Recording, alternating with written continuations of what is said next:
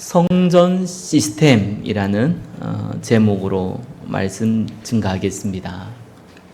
오늘 본문은 예수님이 사마리아 여인과 대화한 내용입니다. 거기에서 항상 우리가 예배 때 쓰는 말씀이 나오죠.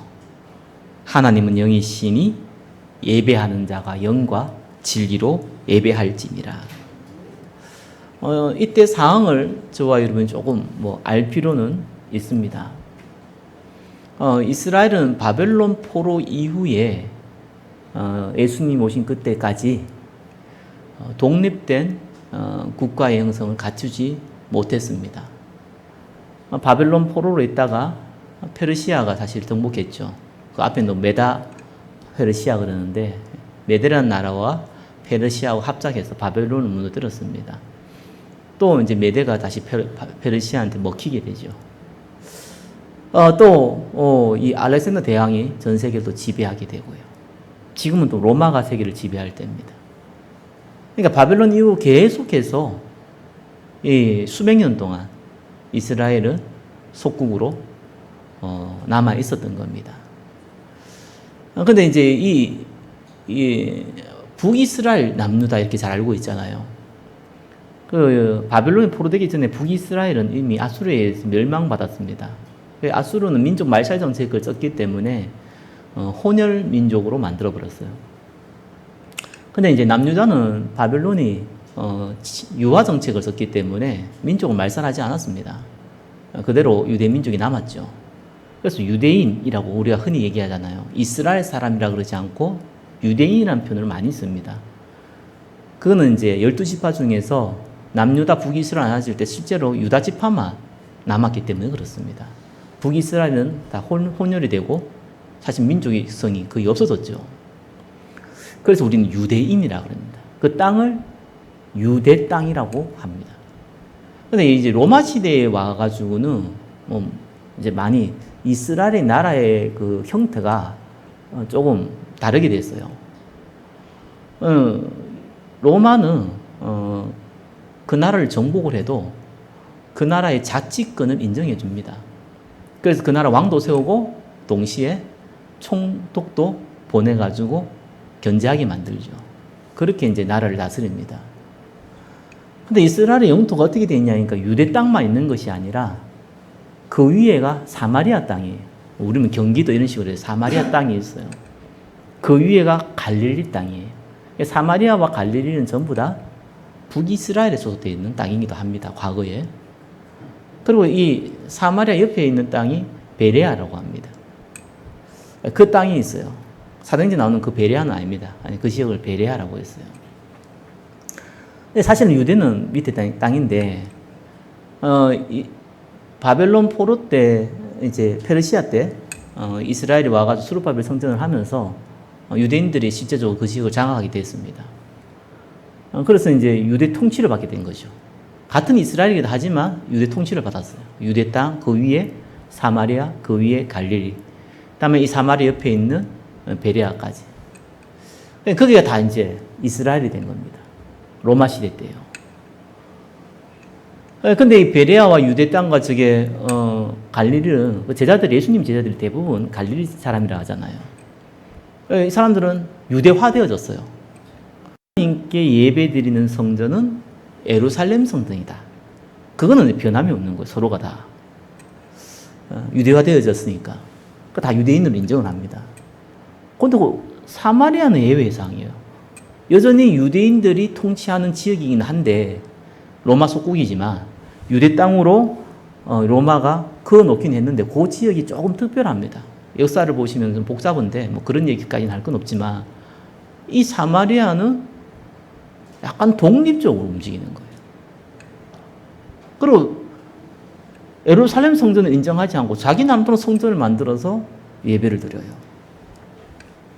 이러니까 유대인들이 뭐라고 했냐니까 이방인들을 보고는 개라고 얘기했는데 사마리아 사람들을 보고는 개만도 못하다고 얘기를 한 거예요. 그만큼 무시했습니다. 그래서 유대 땅에서 사마리아를 거쳐서 갈릴리로 가야 되는데 사마리아를 거치지 않고 개만도 못하는 사람들이 있다고 생각을 하니까 사마리아 옆에 있는 땅이 베레아입니다. 그 베레아 쪽을 지나가지고 가는 거예요. 그래 하루 만에 갈 일은 뭐 이틀 걸리는 거죠. 그런 식으로 움직였어요. 근데 예수님 제자들 데리고 그 갈릴리로 가는데 사마리아 땅을 지나가자는 거예요. 제자들이 뭐 예수님 그러니까 뭐 할 말이 없죠. 가야죠. 갔습니다. 가다 보니까 이제 제6시가 됐네요. 이스라엘은 시계가 오전 6시가 그들은 0시입니다. 그때 당시 이제 시계 쓸 때는. 그러니까 제6시라는 시간은 낮 12시죠. 그 땅은 사막이라는 지역이기 때문에 뭐 제일 알다시피 굉장히 덥습니다. 낮에는. 그 예수님이 가다가 우물가 옆에 앉은 거예요. 제자들이 먹을 게 없으니까 제자들은 또 먹을 거 사러 갔어요. 예수님 혼자 있게 된 거죠. 이때 사마리아 여인이 물길로 온 겁니다. 그 시간대는 물길로 아무도 안 오는데 그 시간에 물길로 온 거예요. 그러면 아무래도 너무 물이 없어서 온 게 아니라 사람의 낯을 피해서 왔다는 것이 뭐 분명하잖아요. 그때 예수님이 질문을 했어요. 부탁을 했어요. 물 한 잔 달라고. 유대인이라는 게 딱 표시가 되니까 사마리아 사람이 뭐라고 얘기했냐니까 당신은 유대인으로 어차피 다 같은 유대인인데도 그렇게 표현을 해요. 당신은 어떻게 유대인으로 나에게 물을 달라고 얘기하냐. 아니 유대인들은 우리 사마리아 사람들을 개보다 못하게 인정을 하는데 말도 안 거는데 어떻게 물을 달라고 얘기하냐 라고 얘기한 거죠. 예수님이 당신이 내가 누군지를 알았다면은 내가 너에게 생수를 줬을 것이다. 이 생수는 영원히 목마르지 아니한 생수다. 그 사마리아 여인이요. 그 생수를 달라는 거예요. 그때 예수님이 그 여자분의 아킬레스건을 건드렸어요. 네 남편 데려와라. 그 여자가 자기 최고의 아킬레스건이죠. 없다라고 얘기하니까 예수님이 네 말이 맞다. 남편 5이 있었는데 네 남편 아니지 않느냐. 지금 한 명 더 있는데 그것도 당신 남편이 아니다. 쉽게 말해가지고 막 이 여자 이 남자 저 남자 막 만나고 살았다 뭐 이렇게 볼 수 있지만 그때 당시에 여자가 독립이 안 되기 때문에 남자의 경제권이 필요해요. 남자들이 이 여자를 이용한 거죠. 사실 좀 비참한 상황인 거예요. 아니 처음 보는 사람이 그걸 알고 있으니까 당장 나온 말이 당신 선지자다라고 얘기한 거예요. 그 얘기를 한 겁니다. 자, 이때 정상적인 어떤 일반적인 사람이라면은 선지자니까 뭔가 할 수 있다고 보이잖아요. 뭐라고 질문했겠습니까? 이 비참한 생활을 어떻게 하면은 해결할 수 있습니까? 아니 남편 5인데 이들이 다 사기꾼이라 가지고 사실상 나는 피해를 받았고 상처를 받았는데 어떻게 치유받을 수 있습니까? 뭐 이런 질문 할 수 있잖아요. 근데 이 사마리아 여인이요 은혜 받은 사람이에요. 참 이 은혜 받았다는 것이 너무 감사한 것이 저와 여러분이 은혜 받은 사람이라는 거예요. 아니 뭐라고 질문했냐니까 당신들은 하나님께 예배드릴 곳이 그 성전이 예루살렘에 있다고 하고 우리 조상은 여기에 있다고 합니다. 여러분 이 말이 뭔 말인지 압니까? 여러분이 한마디 하면 이 사람이 뭔가 도와줄 것 같은 있을 때에 농담 따먹기 안 하잖아요. 중요한 질문을 해야 될 거 아니겠어요? 아니 중요한 부탁을 해야 될 거 아니겠어요? 중요한 도움을 요청해야 될 거 아니겠어요? 그때 그 질문이 성전에 대한 질문이었어요. 왜? 예배는 성전에서 드리거든요. 그렇게 인식하고 있었고 뭐 지금도 마찬가지지만 그러니까 예배를 어디서 드려야 하는 거예요. 그 이면에는 뭐가 있습니까? 나의 진짜 문제를 해결할 것은 방법은 예배밖에 없다 라는 답을 갖고 있었던 거예요. 그걸 보고 은혜라고 합니다. 저와 여러분이 어떻게 예수 믿었습니까? 뭐 부모님 따라 올 수도 있겠지만 이런저런 상황으로 교회에 왔어요. 그냥 친구 따라 올 수도 있고 그냥 가다 보니 교회일 수도 있고 누구 통해서 올 수도 있는 일이에요. 근데 절간 가지 않고 교회에 왔다는 거. 그때는 그냥 내가 선택을 했고 우연이라고 볼 수 있는데 성경은 그렇게 얘기 안 합니다. 하나님이 절대주권이라고 얘기해요. 그걸 보고 은혜라고 그런 거예요. 그것도 전혀 복음도 안 하고 그리스도 안 하고 구원이 뭔지도 모르게 만드는 교회도 많은데 복음 전하는 교회로 인도받았다? 여러분이 선택을 한 것 같고 내가 선택을 한 것 같은데 아닙니다. 은혜라고 합니다. 은혜 받은 자예요. 그래서 사마리아 여인은요, 은혜 받은 자예요. 그러니까 예수님께 선지자라고 뭔가 나에게 답을 줄 수 있고 나에게 뭔가 문제를 해결해 줄 수 같은 분에게 했던 질문이 성전 질문이었어요. 엄밀히 얘기하면 예배 질문이었고요. 더 정확하게 얘기하면 내 문제 해결할 곳은 예배밖에 없는데 이 예배를 어디서 드려야 되냐라는 질문이었습니다. 그때 이제 예수님이 얘기했던 대답이 오늘 읽었던 본문입니다. 그래서 1번 보시면요, 성전의 시작은 예배입니다. 성전이 왜 있습니까? 교회당이 왜 있습니까? 앞뒤 좌우 여러 가지 얘기할 거 없어요. 예배입니다. 그것이 처음이자 마지막입니다. 근데 무슨 예배냐는 거예요. 그게 중요합니다. 저 성당에도 절간에도 미사라 그러고 불경이라 그러지만 다 나름대로의 예배예요. 단어를 그래 썼을 뿐이지 그들도 예배예요. 그러니까 그들도 예배드리고 우리도 예배드린단 말이에요. 근데 그 예배가 아니에요. 그래서 사실은 사마리아 여인이 물었던 질문이 정확한 겁니다. 이게요. 어디서? 그때는 어디서거든요. 하나님이 임재하는 곳에 가서 예배드려야 될 거 아니에요. 하나님 역사하지 않는 곳에 가서 예배드리면 예배가 의미가 없잖아요. 그래서 어디서 예배를 드려야 되냐는 겁니다. 지금. 그래서 예수님이요 뭐라고 그랬냐니까 예루살렘도 아니고 이제는 이 산에서도 아니고요 예루살렘도 아니고 너희가 아버지께 예배할 때가 이르리라. 구약시대 때는 중요합니다. 왜냐하면 예배의 성전을 예루살렘만 지정했어요. 왜 성전을 만들었습니까? 하나님께서 왜 성전을 짓게 했습니까? 그리스도를 예표해요. 그래서 이 복음을 전해야 되고 구원받아야 되는 거예요. 근데 포커스는 전도 선교의 포커스를 맞지만 불러 모으는 걸 좀 목적으로 잡았어요. 왜냐하면 예수님이 오시기 전이기 때문에 그림자로 그리스도를 발했습니다. 그러니까 유대인들은 이 언약을 먼저 받았잖아요. 이거를 보존하는데 집중을 시켰어요. 그래서 성전을 지어놓고 불러 모으는 거예요. 하나님을 믿는 사람들. 전도 선교하는 거죠. 그 성전의 의미예요. 근데 예수님 오신 이유는 다르죠. 이제 예수님 왔으니까. 예루살렘 성전뿐만 아니라 모든 지역에서 성전을 세울 수 있는 거예요. 그 차이밖에 없어요. 그때 당시엔 다른 성전을 인정하지 않아요.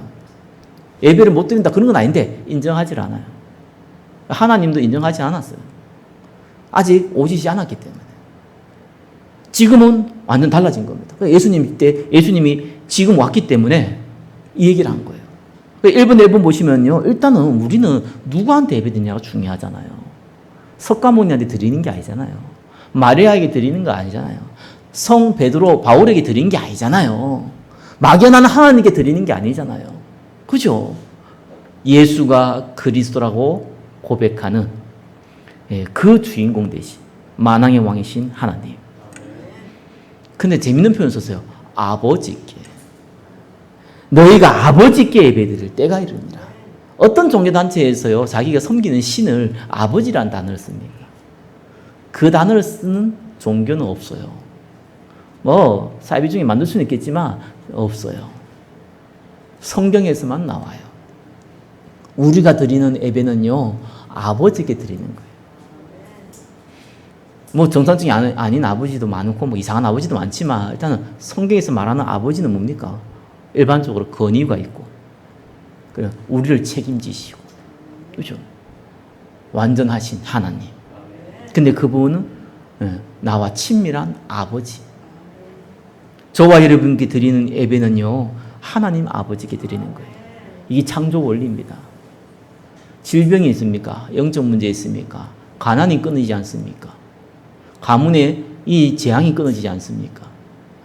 답은 하나밖에 없습니다. 그리스도가 맞는데 예배입니다. 예배가 저와 여러분의 모든 문제를 해결합니다. 아니, 이미 해결했는데 그 응답의 축복의 통로가 예배입니다. 예배 성공은 인생 성공이란 말은 거짓말이 아닙니다. 성경에 대놓고 얘기는 직접적으로 예배 성공은 인생 성공이다 몇 장 몇 절 이렇게 적어 놓진 않았습니다. 오늘 본문을 비롯해서 많은 성경에 분명하게 얘기합니다. 예배를 성공한 자는 인생을 성공했고 하나님께 귀하게 쓰임받은 것이 모든 성경 내용의 공통점입니다. 여러분, 예배 소중형이세요. 예배는 메신저가 하나님 말씀을 전달하는 거 맞는데요. 그건 하나님의 방법일 뿐이고 하나님이 하나님의 음성을 메신저를 이용해서 활용해서 구원받은 언약의 백성에게 전달하는 겁니다. 그게 예배입니다. 근데 그냥 예배는 의미가 없어요. 로마 3장 23절 뭐요? 제 가운데 빠졌어요. 에베소서 2장 1절 뭡니까? 영적으로 죽어버렸어요. 요한복음 8장 44절 뭡니까? 마귀 자녀 됐어요.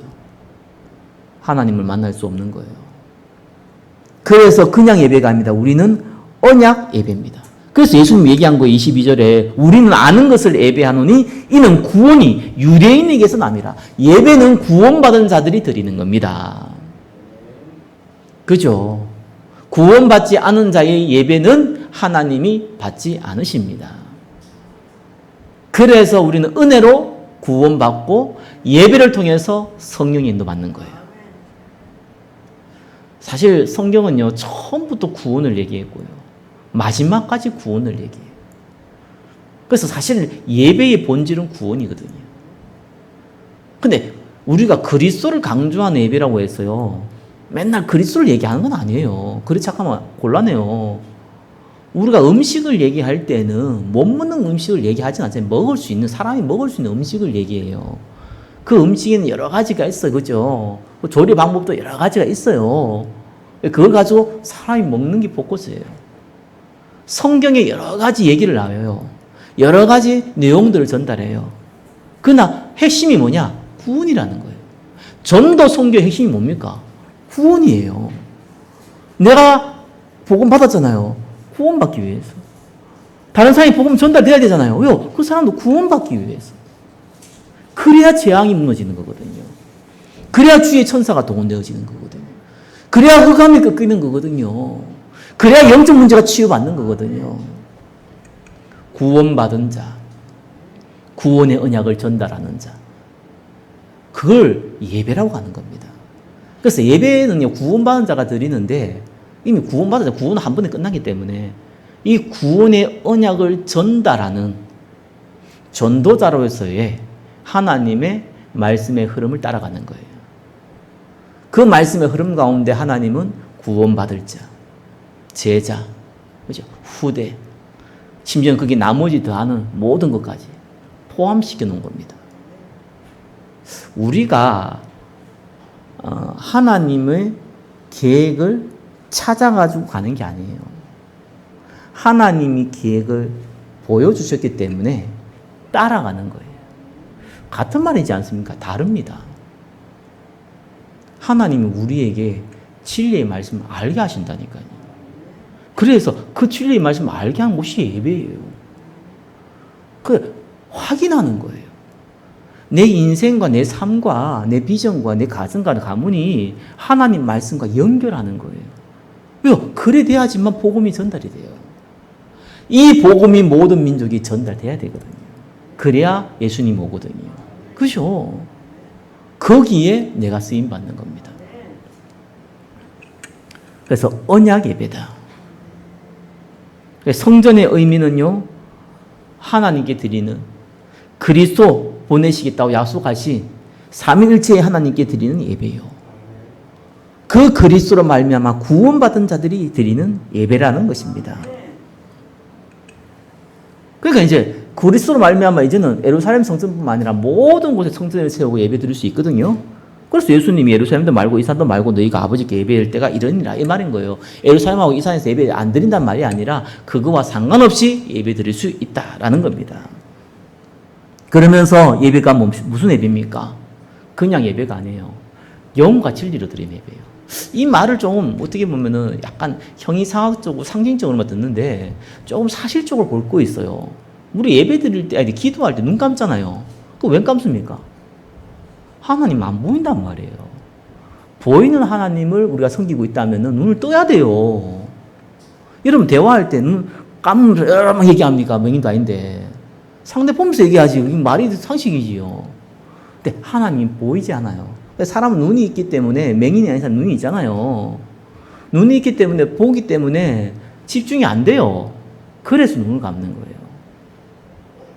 하나님께 영과 예배를 드리는 것은 하나님은 눈에 안 보이지만 이건 믿음이거든요. 나와 함께하고 있어요. 그렇게 집중을 한다는 얘기예요. 영과 진리를 할 때 영이라는 거는요. 우리가 말씀 들을 때 어떻게 합니까? 눈 뜨고 보잖아요. 맹인이 아닌 이상.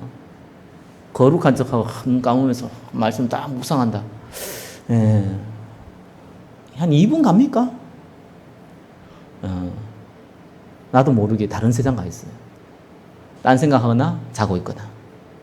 난 좀 불면증 걸린 사람들 좀 예배 좀 왔으면 좋겠어요. 확실히 재워줄 수 있을 건데.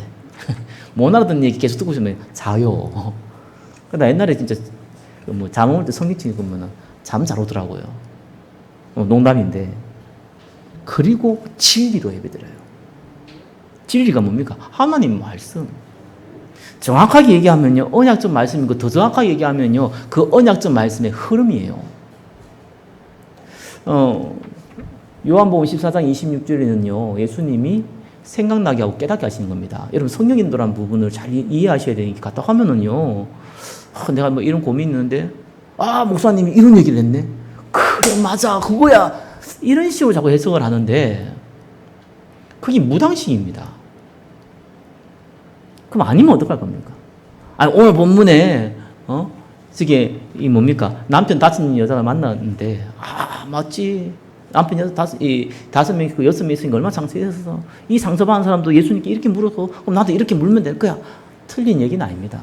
그렇게 적용해서 굳이 틀렸다 얘기할 거 아닙니다.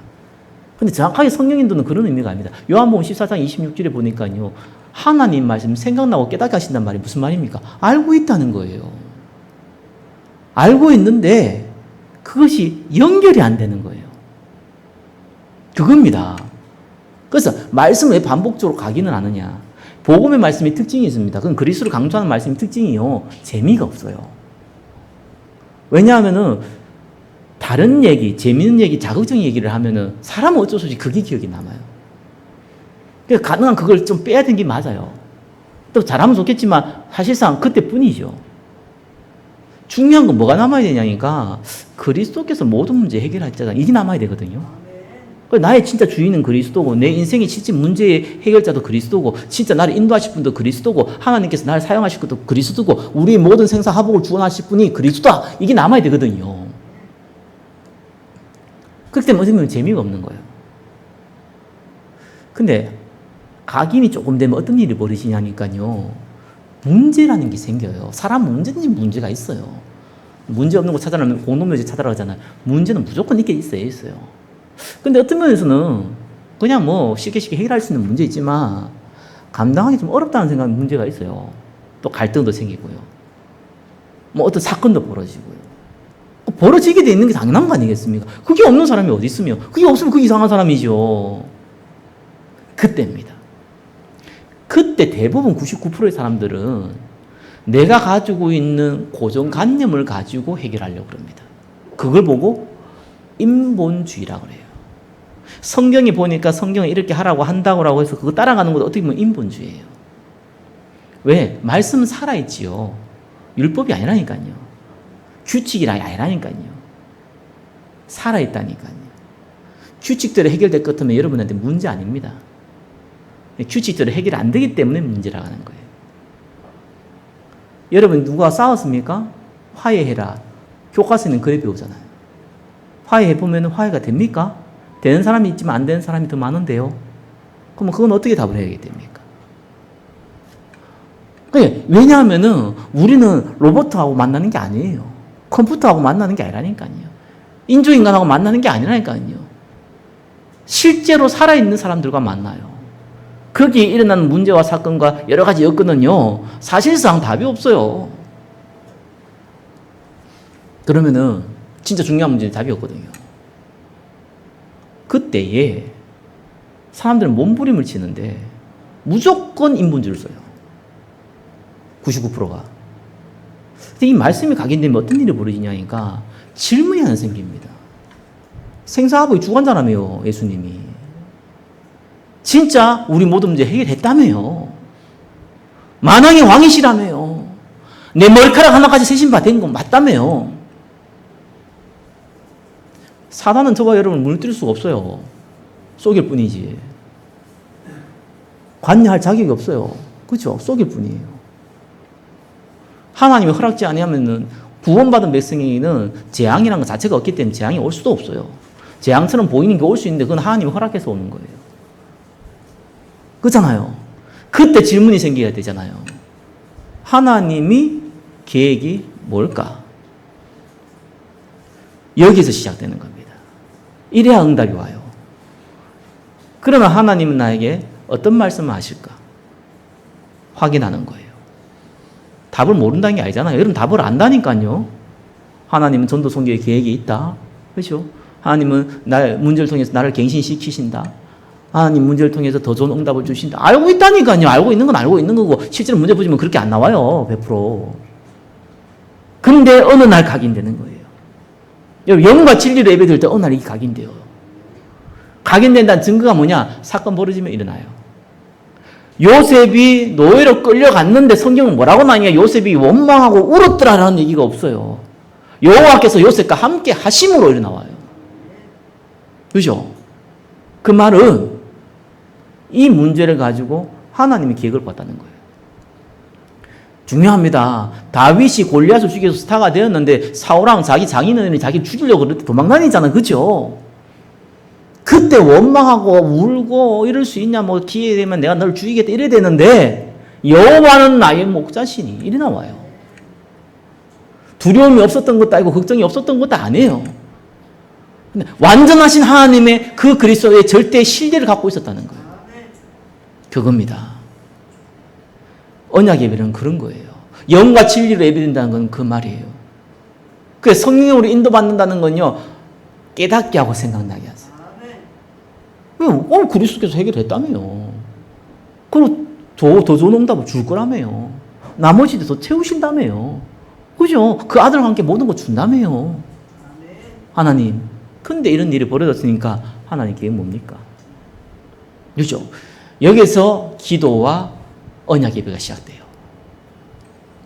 그걸 담는 곳이 어디입니까? 성전이라는 거예요. 첫 번째입니다. 자, 이 응답을 누리고 있으면은 성전이 확장이 되어져요. 이스라엘 사람들이 이 응답을 전혀 못 누리니까 결국은 성전이 우상성전이 되어버린 겁니다. 복음이 없었던 것이 아니라 복음이 중요하지 않는 거예요. 메시아를 기다리고 있었지만 메시아보다는 우리의 먹고 살고 정치 군사적으로 우리를 도와줄 영웅이 필요했던 거예요. 그러니까 중요하지 않은 거예요. 그래, 예수님 필요 없으니까 다 무너뜨려 버리지 뭐. 오늘은 성전들 다 무너지잖아요. 유럽 같은 데는 법적으로 못 무너뜨리니까 거기에다 전부 다 장사하는 곳을 바꾸잖아요. 거기에다 전부 다 이 박물관 비슷하게 만들어 버리고요. 이유는 간단한 거예요. 하나님 무너뜨려서. 교회는요, 절대로 불신자가 못 무너뜨립니다. 마귀가 못 무너뜨려요. 아니, 성전은 보이는 거기 때문에 중요하지 않잖아요. 보이는 것도 중요해요. 그래서 예배 드리는 거기 때문에. 그것도 하나님이 허락지 못하면 못 무너뜨려요. 그래서 성전을 확장하는 게 아니라 성전 속에 갇혀가 죽어버린 거예요. 예수님 오신 이후에 구원받은 초대교회 사람들 통해서 성전을 확장하게 된 겁니다. 성전의 시작은 예배인데 예배의 의미는 구원이고 끝도 구원이에요. 그걸 전도 선교라고 그래요. 그래서 이번에 이름은 뭡니까? 기도의 뜰이 중요한 거예요. 치유받으셔야 됩니다. 진짜. 저도 마찬가지고 치유받으셔야 돼요.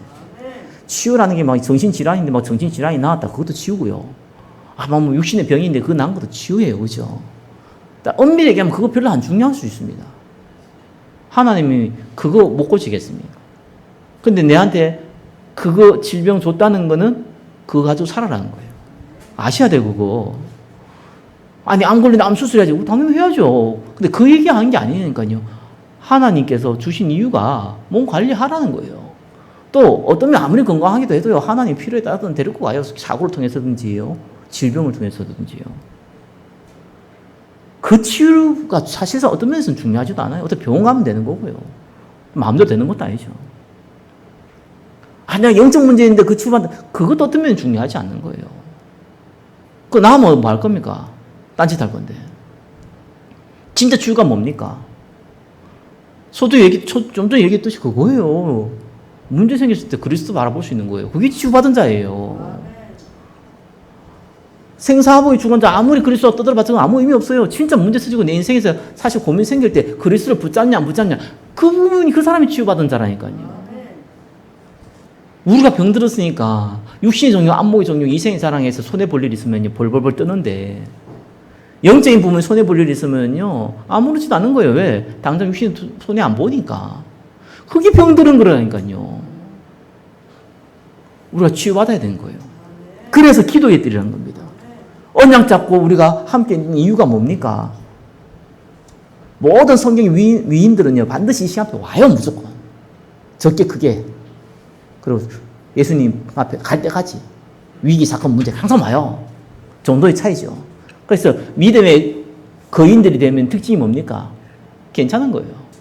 오히려 이제 다르게 보는 거예요. 아, 하나님도 큰 계획이 있다. 그렇다고 해서 문제가 왔는데 뭐 기쁘고 그럽니까? 그건 좀 이상한 사람이고요. 뭡니까? 4차원이거나 아니면 5차원이거나 뭐 변태거나 뭐 그렇지. 무조건 아파요. 여러분 누구 하나 탁 때렸다 그러면은 시긋고 여도 한번 때려봐 에이 씨. 그게 그런 식으로 설교하는 사람도 있더라고요. 내가 하도 어이가 없어갖고. 왜? 안 될 걸 얘기하면 안 되죠. 당연히 그럼 아프지. 당연히 고통스러우면 아프고요. 문제 생기면 고민되고 당연한 거죠. 그때 누구를 바라보냐는 거예요. 아, 그리스도가 답이라는 걸 알고 있다니까요. 그래서 확인하는 겁니다. 그래. 이런 문제 벌어질 때 그리스도가 답이 맞지. 아, 예배드리니까 진짜 그리스도가 답이지. 그래. 내가 자꾸 흔들리는 거 기다릴 수 있구나. 기다려보자. 응? 하나님께서 나를 망하게 하실 거냐? 오래 나를 축복하기를 하는 기다리시는데 이거 가지고 내가 고민할 거 있겠냐? 좀 힘들지만 참 기다려보자. 인내해보자. 더 다르게 얘기하면 내가 하나님 말씀에 은혜를 누려보자. 되는 겁니다. 기도의 뜻. 그게 성전의 확장이에요. 근데 이제 두 번째는 그릇의 문제거든요. 저와 여러분이 전혀 육신적인 이익이 안 오는데 내가 투자를 한다? 경제 원리를 보면 모질하는 사람이죠. 영적 원리는 다릅니다. 한 나라의 대통령이 지도자가 돼야 되는데 내 욕심을 채우기 위해서 지도자가 된다? 개인도 망하고 그 나라도 큰 손해를 봐요. 맞죠? 당연한 거 아니겠어요? 내가 손해를 보더라도 이 나라의 공공유익을 위해서는 내가 손해를 보겠다. 이런 사람이 어쩌면 기본적인 자질이 되어 있어요. 내용은 두 번째고 일단 기본적인 자질이 되어 있잖아요. 당연한 거 아니겠어요? 예수님께서 만민에게 땅끝까지 모든 민족이 가라 하면서 이 베드로에게는요 내 어린 양 먹이라고 그랬어요. 왜요? 다음 세대 언약 전달돼야 되니까. 거기에 내 것을 투자할 수 있다? 전혀 내한테 이익이 안 되는데. 아, 이번에 사모도 마찬가지. 이방인들이 뭡니까? 성전인데. 아, 우리 교회 도움도 안 되는데. 내한테는 더더욱 도움 안 되는데. 전혀 뭐 투자해봤자 그 열매도 잘 나오진 않을 건데. 나도 모르는 사람인데. 거기에 헌금을 드리고 내 인생, 내 마음을 드린다? 그릇이 큰 사람이 아니면 할 수 없어요. 그래서 그릇을 키우라는 거예요. 진리의 말씀이 맞기 때문에. 치유받은 자는요, 하나님의 계획이냐, 아니냐. 그걸 먼저 봐요. 치유받지 않은 자의 특징은 내한테 유익이 되느냐, 안 되느냐, 그것도 유신적인, 그걸 먼저 봐요. 그래서 우리가 하나님 계획, 전도 선교 외에는 없습니다. 다음 세대 키우는 거 없어요. 그죠? 전도 선교가 하나님 계획이고, 그거를 누군가 앞장서야 될 거 아닙니까? 그래서 제자라는 단어를 쓰는 거고, 누군가 다음 세대 이끌어 가야 될 거 아닙니까? 그래서 우리는 후대라는 단어를 쓰는 거고, 이걸 하려니까 시스템이 필요하잖아요. 그래서 시스템이라는 단어를 쓰는 거고. 그리고 뭐 장이 필요하잖아요. 그래서 성전이라는 단어를 쓰는 거예요. 그거 외에는 하나님 계획이 없어요. 그죠? 근데 이거는 하려고 하면 되는 게 아니에요.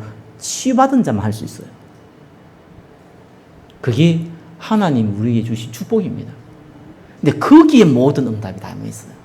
재밌죠? 먼저 그 나라와 그 일을 구하라. 그럼 나머지 더 해준다는 말은, 그죠? 내가 하는 요걸 하니까, 내가 일을 열심히 했으니까, 내가 월급 받고 무슨 보너스를 받듯이 산 걸 받는다고 착각하면 안 됩니다. 그죠? 정말 중요한 것을 내가 쓰임 받고 있다 보니까 나머지 필요한 것도 있을까요? 그것도 그냥 채워준다는 얘기예요, 거기. 나머지가 중요한 게 아니라는 거예요. 우리가 하나님께 예배 드릴 수 있고요. 전도 섬기 그 자리에 있을 수 있고요. 그거 놓고 기도할 수 있다. 열매는 사실상 하나님 주시는 거고, 그 자체가 복받은 자의 특징이에요. 그래서 시편 기자는 뭐라고 합니까? 일장에 다윗이 얘기했잖아요. 복인 자 뭐합니까? 여호와의 말씀을 주야로 묵상하는 자. 그 사람이 복된다는 거죠. 여호와의 말씀을 주야로 묵상을 하다 보니까 복을 받았다는 게 아니고, 복 받은 사람의 특징이 여호와의 말씀을 주야로 묵상하는 자예요. 그겁니다. 거기에 저와 이름이 부름 받았어요. 그래서 여러분 예배에 집중하세요. 그래서 평생 한 번 예배 드려 성공한 사람들이 있잖아요. 그게 아벨이잖아요. 우리는 예배를 항상 드릴 수 있기 때문에 상관없다고 생각하는데 안 그렇습니다. 예배 때마다 기적이 일어납니다. 보이지 않는 기적이 일어납니다. 영적 문제 치유받습니다. 가문의 흑암 권세 무너집니다. 미래의 빛의 경제 준비되어집니다. 왜 그걸 우리가 놓치겠습니까? 그래서 지금부터 준비해야 됩니다. 우리는 보이는 성전도 중요하지만 이 보이는 성전을 통해서 무엇을 담느냐가 중요합니다. 그렇잖아요. 그래서 우리 교회는 사실 좀 작은 교회입니다. 그렇죠? 작은 교회는 성전 그 자체보다요, 성전에 담을 걸 먼저 준비해야 돼요. 그래야지 제대로 이 후대를 살리고 237을 나라를 살릴 수 있는 겁니다. 3번, 그래서 우리는 시스템을 만드는 거예요. 성전을 짓기 이전에 성전 시스템을 만들어야 돼요. 무슨 시스템을 만들어야 되냐? 처음이 참 중요하거든요. 목사가 처음에 복음을 전하는 목사가 시작을 하면 나중에 또 변질은 될 수 있어요. 그러나 하나님이 쓰잖아요. 처음부터 복음 아닌 거 다른 얘기 하면은요, 우리 흔히 속담에도 첫 단추 이제 끼어들면 처음부터 다 엉망이 되잖아요. 그와 같이 우리가 다음 세대 살릴 때요, 첫 단추를 제대로 끼워야 됩니다. 대상자는 달라요. 내가 제대로 내가 뭐 응답 받아야 되고, 내 아들이 응답 받아야 돼. 자, 대상자는 좀 다를 수 있어요. 준비하는 자는 그렇게 하면 안 돼요. 그 동의 가지고 해보면 아무것도 안 돼요. 반드시요, 오직 그리스도만 집중할 미션부터 만들어야 돼요. 저는 좀 기억나는 것 중에 하나가, 몇 번 얘기 드렸던 것 같은데, 어떤 사모님이 애들이 와가지고 다른 교회는 저기 에버랜드도 가고요, 롯데월드도 가고, 여름 성경학교 때 어디 해수욕장도 가고요, 우리는 어디 가요? 이래요. 그분이 정말 명답을 얘기했어요. 가고 싶어? 네. 너가 엄마랑 가. 누가 아빠하고 가? 교회는 그런 곳 아니야. 너가 엄마하고 아빠하고 할 수 없는 거 하는 거야, 교회는. 그게 언약의 말씀이야. 그거 집중하는 거야. 그게 성경학교야. 애들 가긴 돼버려요. 에이, 싫다고 나는 저 교회 갈래. 가든지 말든지. 제대로 시작한 거예요. 다른 게 아마 들어오면요, 그게 분위기 되면 엉망이 됩니다, 나중에.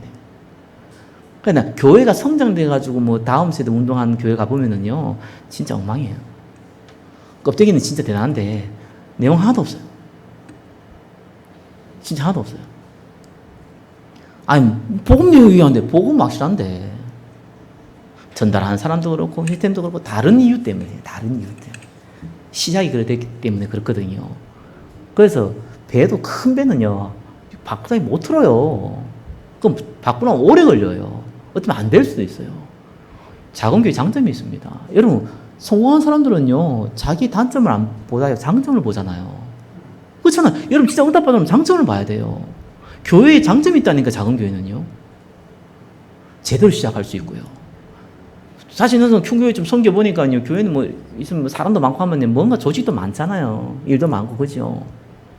그러니까 거기에서 뭐 또 직분도 있고 막 하다 보면 어떤 일이 벌어지냐니까, 그것 때문에 와요. 예배도 드리는 거예요, 예배도. 야, 난 그건 진짜 무서운 거예요. 예배도 드려요. 주일날 교회 와가지고 예배도 드린다니까요. 근데 작은 교회는 없잖아요. 뭘 할 수도 없어요. 경제도 없으면 사람도 없기 때문에 뭔가 뭐 만들어서 할 수도 없고 분위기도 안 돼요. 그래서 예배 드리러 오지 않으면 안 오게 돼 있어요. 딴 게 할 게 없는데 뭡니까? 그게 장점이에요. 단점도 많지만 장점도 있어요. 그렇잖아요. 그 장점을 활용해야 돼요. 우리 교회는요, 다음 세대 별로 없어요. 장점이에요. 왜요? 제대로 시작할 수 있어요. 그래서 제가 계속 얘기하지 않습니까? 제대로 할 수 있는 미션을 만들어야 된다. 그렇죠? 그러면 어떤 일이 벌어지냐니까요. 좀 죄송합니다. 혹시 내 자녀가 안 그렇다고 상관없어요. 하나님 다르게 축복 주니까. 사마리아 여인이 사실은 제자잖아요. 왜요? 내 문제를 해결할 것이 그리스도라는 걸 알고 있는 거예요. 그 사람 보고 제자라고 하는 겁니다.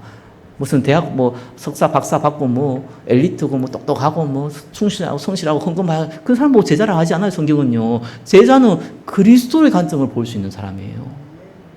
사마리아에는 모든 사람이 천대했지만 제자예요. 라합이란 여자는요, 완전히 인생이 밑바닥이 되지만 예수님 족보에 들어간 제자였어요. 제자 될 사람을 찾아야 돼요. 제자는 사람이 만드는 게 아닙니다. 타고납니다. 시간표가 좀 다를 뿐이지, 어릴 때부터 쓰임 받냐, 아니 좀 나이 들어 쓰임 받으니 준비되어 있습니다. 그럼 그 사람이 와야 될 거 아니에요. 복음 자꾸 얘기하면 복음 들을 사람이 오고요. 율법 자꾸 얘기하면 율법 들을 사람이 오고요. 신비 자꾸 얘기하면 신비 들을 사람이 오고요. 박애 자꾸 얘기하면 박애 들을 사람이 오거든요. 오늘날 시대는 박애가 맞아요. 오늘날 시대는 사람들 끌어모으려면 박애를 해야 돼요. 진짜라니까요. 언제든지 제자라는 단어를 쓸 때는 소수거든요. 제자라는 단어를 쓸 때는 제자 될 사람들 오기 힘들어요. 힘든다는 게 적어요. 근데 박애는 많아요. 80년대는 신비였어요. 근데 2000년대 넘어갔을 때는 박이었어요. 흐름이 그래요. 선진국이 될수록 그쪽이 강해요. 그러면 그걸 강조하면은 거기에 있는 사람들이 많이 옵니다. 우리나라 성결교나 이런 교회들이 커진 이유가 그것 때문이에요. 종교인들은 많이 있어요. 제자들이 없죠. 제자들은 뛰어난 사람을 얘기하는 게 아닙니다. 능력 있는 사람을 얘기하는 게 아닙니다. 헌금 많이 하는 사람들 얘기하는 거 아니에요. 그죠? 그리스도의 관점으로 볼 수 있는 사람. 그리스도의 말씀을 들을 수 있는 사람. 우리 후대도 마찬가지입니다. 그 아이들을 찾아야 돼요. 그래서 선진국이 될수록 아이들이 방치되어 있는 애들보다는 부모의 손아귀 있는 애들이 많기 때문에 시스템이 필요한 거예요. 우리나라 80년대만 해도 지금 필리핀은 지금도 마찬가지예요. 교회에다 과자 가득 넣고요. 애들한테 오라 그러면 우르르 옵니다. 꼭 우리나라 80년대 같아요. 물론 뭐 마닐라 있는 잘 사는 동네도 있지만 대부분요 어떤 정도냐니까 비 오면은 지금까지 그렇대요. 빗물 가지고요 씻어요. 빗물 가지고. 제가 저번에 얘기했잖아요. 저기 바다가 너무 멋진 해변가 있는데 거기 딱 그 바다 그 해변 앞에다가요 마을이 형성돼 있어요. 재밌죠. 화장실이 없어요. 집에도 없어요.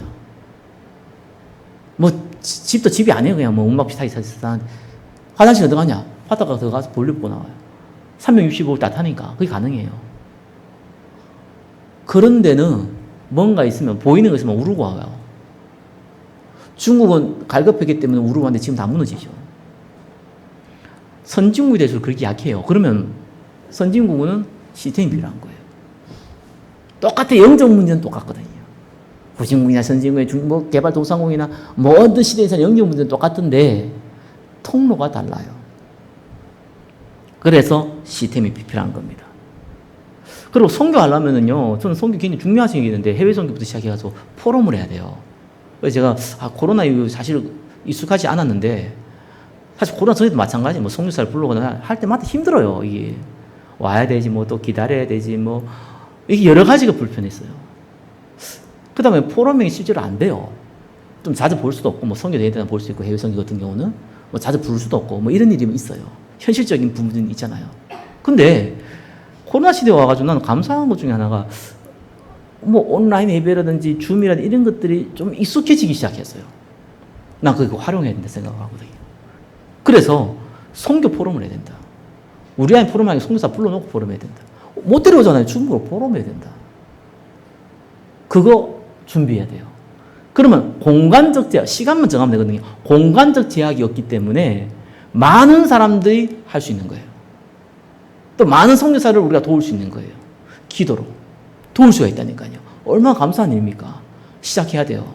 이거는 실천이에요. 후대와 병든자를 집중시키는 건 준비해야 되고요. 이건 실천해야 돼요. 또 도전할 게 있어요. 세 번째입니다. 뭡니까? 현장 지교회. 말씀 운동 피해야 돼요. 이건 도전해야 됩니다. 다른 걸로 도전하지 않고요. 똑같아요. 온라인으로 줌을 통해서 또 도전해야 돼요. 지교회와 그냥 예배의 차이가 있습니다. 예배는 뭐 포럼이란 부분을 넣기가 좀 어려워요. 따로 모여서 포럼한 거 아니면은 다수고 또 다수가 아니라도 예배 형식이 좀 그렇습니다. 일방적으로 선포되어지고 일방적으로 듣습니다. 그러나 지교회는 달라요. 포럼이라는 게 들어가요. 말씀을 확인하고 포럼을 해야 돼요. 소수가 모이는 것이죠. 그걸 하자니까요. 그게 준비입니다. 여러분, 성전 응답받으려면 경제 있어야 되거든요. 하나님이 경제를 누구한테 주겠습니까? 여러분한테 줄 수 있고 제3자에도 줄 수 있어요. 헌금 들어올 때 하나님이 제3자를 통해서 우리 교인 전혀 아니어도 들어올 수 있어요. 얼마든지 그렇게 응답받을 수도 있어요. 왜? 하나님이 하시면 간단한 거예요. 그래서 준비를 하라는 거예요. 준비해서 응답 못 받아도 상관없어요. 그 자체에 이미 축복이 들어가 있기 때문에. 저와 여러분이 성전 시스템 누리는 준비 가운데 있기를 예수 그리스도 이름으로 축원합니다. 기도하겠습니다. 하나님 감사합니다. 성전 시스템의 응답을 누리게 하여 주옵소서. 예수 그리스도 이름으로 기도드립니다.